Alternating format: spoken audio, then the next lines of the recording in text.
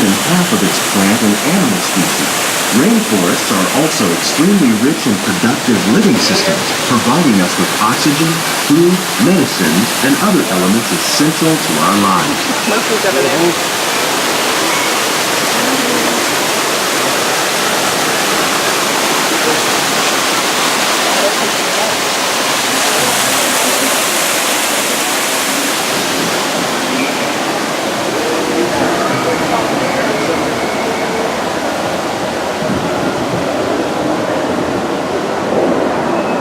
In the desert, nature has created a very different, but no less beautiful living system. And while this arid landscape may seem lifeless, it is very much alive. The plants and animals that have learned to survive in these harsh conditions make use of what little water they can find and avoid the scorching rays of the relentless sun of the desert. But over time, rainwater and nutrients gradually penetrated the hard surface of this land. Even the hooves of the mighty buffalo helped create the rich soil that would one day become home to the American farm.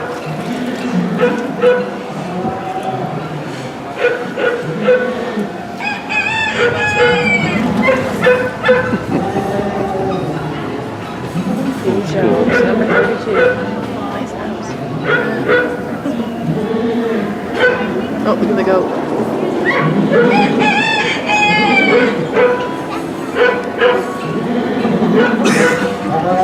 Of all the forces at work on the land, humans have had one of the most profound effects. The need to produce food for a growing world led to the enormous use and sometimes overuse of the land. Today, we're learning to live with the land, discovering better ways to grow food that will assure both human and environmental well-being. By adding composted leaves and other plant material to our soil, we can reduce the need for fertilizers. In farmlands across America, we're learning that by plowing under vegetation containing natural fertilizers, we can enrich the soil without the use of chemicals. Some of the answers are being discovered just ahead.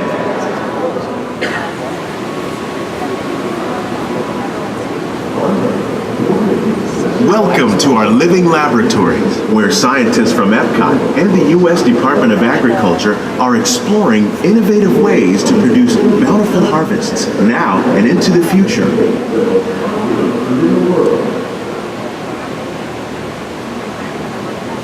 The tropics are home to the greatest diversity of plants on the planet.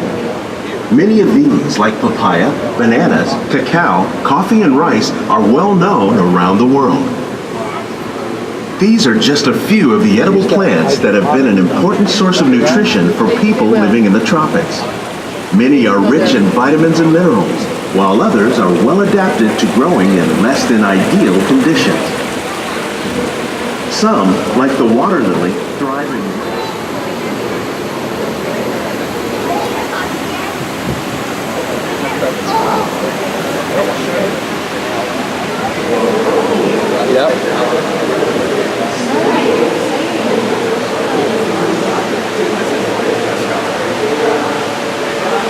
When we mention farming, you probably don't think of fish, but fish farming, or aquaculture, accounts for nearly half of all the seafood consumed globally.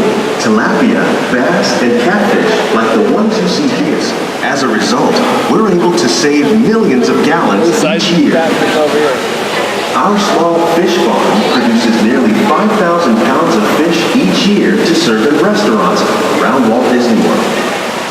Innovations like this one can play an important role in our efforts to produce bountiful harvests and still protect natural resources.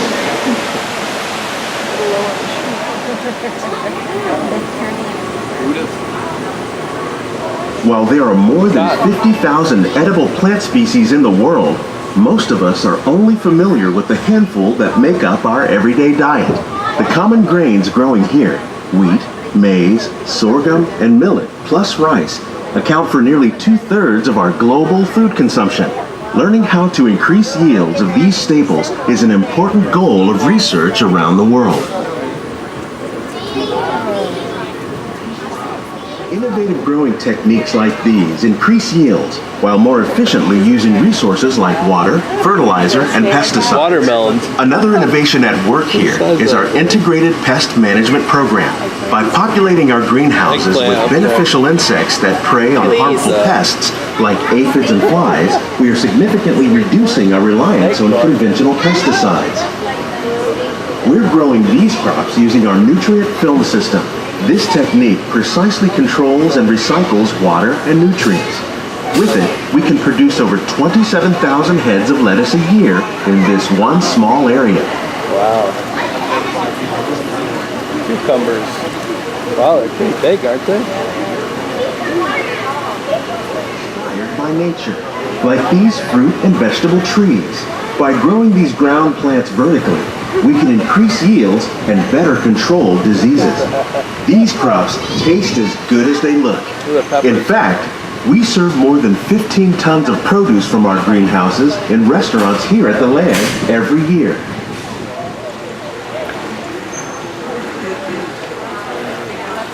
Rosemary's a tree. Seriously. You ever seen it like that? No, I've never seen it that big. The future of agriculture may include innovative ideas like this vertical growing system. Plants grown in this way use a fraction of the space required by traditional growing methods. That saves water and increases production.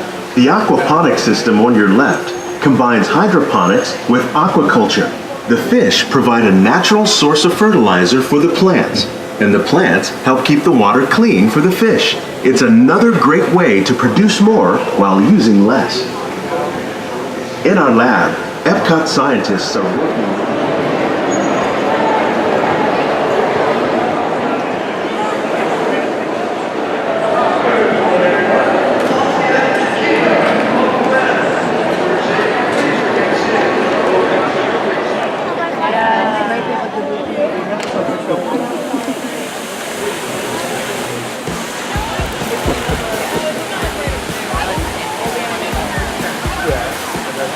Sandpiper, and then their dog.